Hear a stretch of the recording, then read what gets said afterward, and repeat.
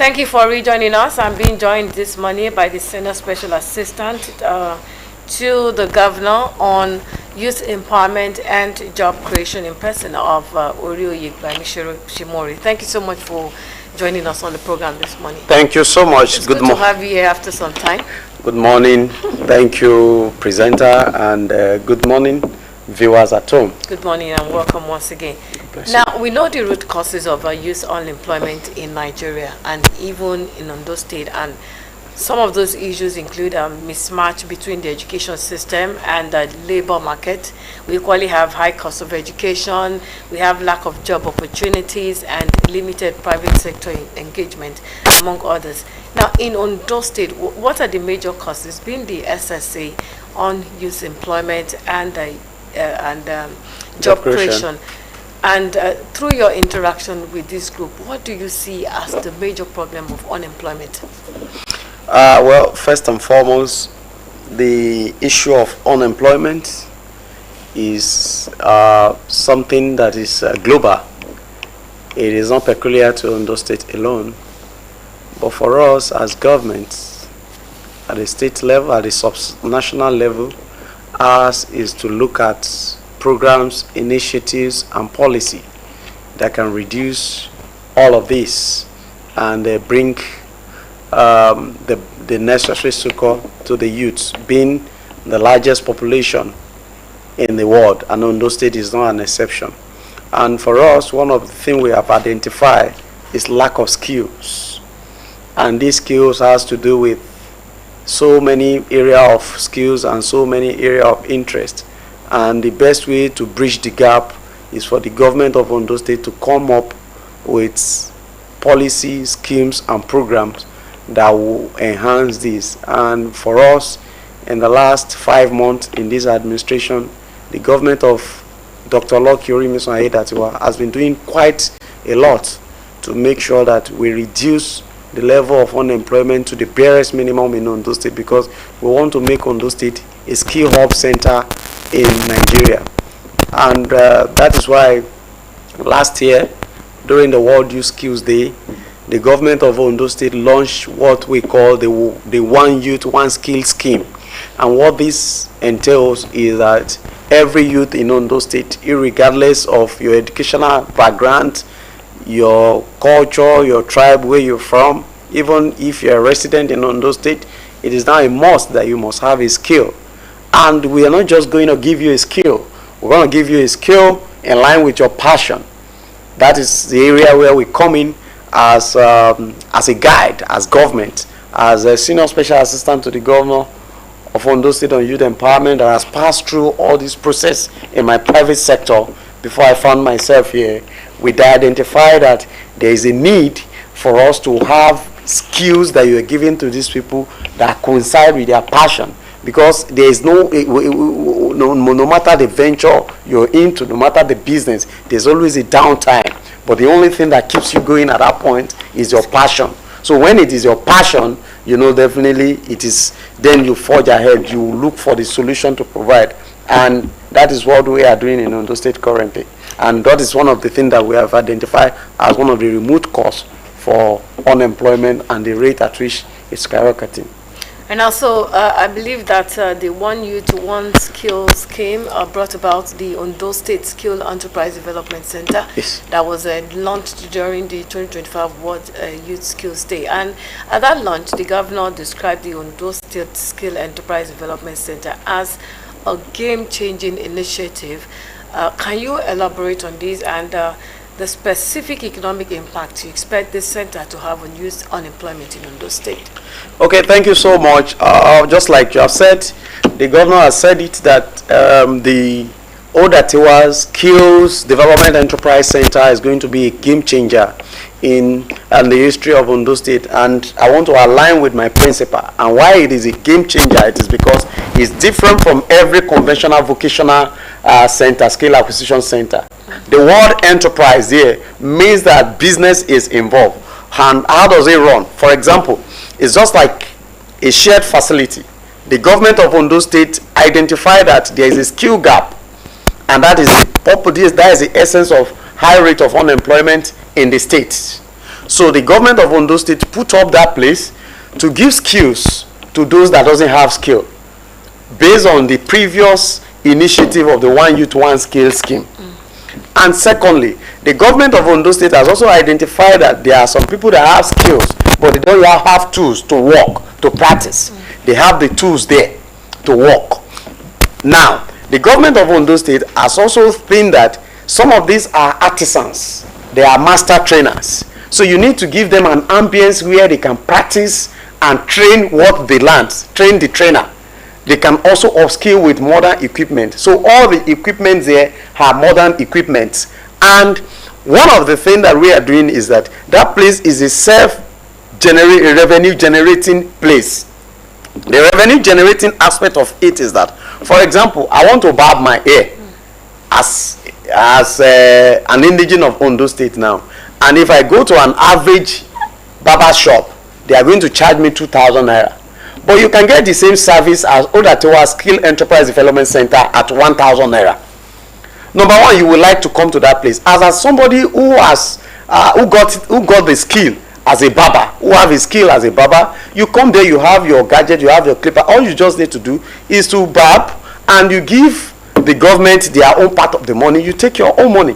So it's a win-win situation, which coincides with the mandate of my office, running it through the 3 E's and 4 P's, which is empowerment, employment, and engagement, running it through the people-private-public partnership. The people-private-public partnership initiative means that no matter how lofty your ideas are, if the people don't buy into it, it is not sustainable. And that is also one of the reasons why the policy document, the youth things, that all of this has to be there. That the people must buy into any idea first before it can be let out. That is why we have. So that is why the private sectors today, they are coming in. Just for example now, one of the things that we are doing in Ondo State now in creating jobs is that we are looking at our private sector, how they can bring in some of our youth, which is part of the initiative and the policy of this administration, which coincide with our ease agenda of Mr. Governor. And if you look at it currently, this administration is doing the best for the youth of Ondo State. The youth are making demand, and the government of the day is listening to us and is giving us what we deserve. And on the 17th of April this year, the youth of Ondo State has an interactive section with Mr. Governor, and they made some demands, and which Mr. Governor has done for them by giving them a commissioner that is less than 40, by inaugurating the 3rd Youth Parliament session, and by giving them a policy document, though that is still under process, and it's working. So it means that it's a government that has a listening ear for the people. And look at what the government is doing currently or recently. The government of Ondo State employed 2,000 teachers, both in primary and secondary schools. 95% of the beneficiaries of this employment opportunity are the youth. But let me come back to the Odatewa Skill Enterprise Development Center. It is a game changer because it is generating revenue, it is giving skill, and it is renewing hope for the youth of Ondo State. Now, vocational training being a key focus of that skill center, what specific trades or skills are being prioritized at that center? Yes, in the first place, we have all skills. All skills, construction, we have electrical work, we have tailoring, we have beauty and wellness. Just we have categorized them. We now have the Enterprise Development Center. The Enterprise Development Center is a place where after you have acquired a skill, it is now time for you to turn that skills to business. We need to put you through the rudiment of business that has to do with you registering your business with CAC. This is the model, this is the business plan and the business plan that you have to work with. And at the end of the day, by the time you are going into business, we know that you are going there as an approved solution provider. Are you getting it now? So you are going there to provide solution. So we are not just giving you a skill. We are also giving you an enterprise development mindset that, okay, this skill that I've acquired as a barber or as a mechanic or as a fashion designer, this is how I am going to run the business aspect of it. So what other support systems are in place? Yes. Now, apart from registering business, the government of Ondo State is going to be the first in the history of Ondo State that is going to do a mega youth empowerment for the youth of Ondo State anytime soon. Because the government of this day is ready to empower, engage, and employ the youth of Ondo State. So for now, We are making arrangements. We are putting things in place. The empowerment initiative is going to be very laudable, it's going to be very loud, and it's going to be very massive. I want to thank the governor for what he's doing for the youth of Ondo State. Indeed, our ease has come for the youth of Ondo State. All right, now let me take you back to the theme of the 2025 World Youth Skills Day, which was youth empowerment through AI and digital skills. Now, for this skill center, in what way have you integrated artificial intelligence and digital literacy, or have you integrated AI and digital literacy into the training programs to prepare youth for the modern economy? Yes, thank you so much. Going by the theme of this year, youth empowerment through AI and digital skill, we have our digital center there. Okay. We have our cyber security and AI center there. We have our ICT center there. So for our cyber security and AI, it is specifically for cyber security and AI, because we know what AI is doing today. An average youth of Nigeria today will tell you that AI is the best for us. Even if some people have their perspective about the AI, and they feel that it's making some youth lazy or whatever. No. It's an IT solution that has been provided, and we don't have option than to key into it, because the AI is one of the best and the fastest IT solution provided in recent time. So for other digital skills there, we have graphic design, Photoshop, PowerPoint presentation, Microsoft, and all of this. And you can't do anything. In the way the world is going now, you can't actually do much without having without being a digital literate person. You can't do more. So that is why we have the center there with fully equipped for the youth of Ondo State to take advantage. And not just this center alone. We have the center in Ileoluji. We also have another center here in Akure, and we're going to replicate same in other part of the state. Now, all the services provided at that center, do they come at a cost? Yes, definitely it comes at a cost. Okay. And that is why it is an enterprise development center. It comes at a cost. And very soon, any moment from now, it's going to be made public. And I know it is going to be very, very, very friendly, affordable for the youth of Ondo State. All right, now before you leave on the program, because it is important that we sustain such programs. Yes. Now, how are you fostering collaboration between different government agencies? I know you called it private-public partnership initiative. Private-public people's... People first, private public partnership. No. Now, so how are you fostering collaboration between government agencies and other agencies to ensure the skills center's long-term sustainability? Well, it's a matter of policy document, which we are already in the process. And even before the policy is coming, we're making all arrangements to work with all government agencies and private sector, both the federal government, the state government, and the private sector. We are coming together to put some of these things together so that it can be very, very sustainable. So that's now, so looking ahead, what do you expect to see in the next in the next 5 years? I see a state where we call the skill hub of the nation, where none of our youths, we say they are unemployed, but they can say they are underemployed, because underemployment is another factor that is affecting this nation. For example, now somebody who is a bike rider, who is a driver, aggregately that is making 300,000 naira in a month, we still tell you that is jobless.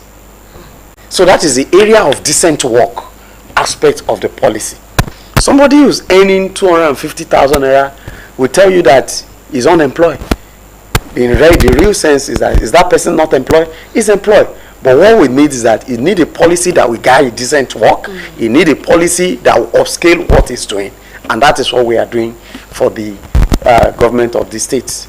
And the government of the states is doing for the masses of Ondo State. All right, thank you so much. The Senior Special Assistant to the Governor on Youth Empowerment and Job Creation, Mr. Orioye Bamishere. Thank you so much for joining us on Business Today. Thank you so much. I would also like to be here. But just to give this before I leave, by tomorrow, by the special grace of God, the Vice President of this country will be coming to Ondo State for the 7th expanded MSME clinic, a clinic that is meant for small-scale business owner to address their challenges ranging from certification, funding, and organization. So I'm using this medium to inform our entrepreneurs and our MSME out there that the program is coming up live tomorrow. The Vice President will be here in Ondo State, and indeed, it is our ease because everybody loves to come to Ondo State. Thank you so much, Mr. Akbayeshimori, for being on this program this morning. Thank you. And that's it on the program this morning, Business Today. My name is Oduayo. So join us on Wednesday, and on Friday for another edition of the program. Good morning.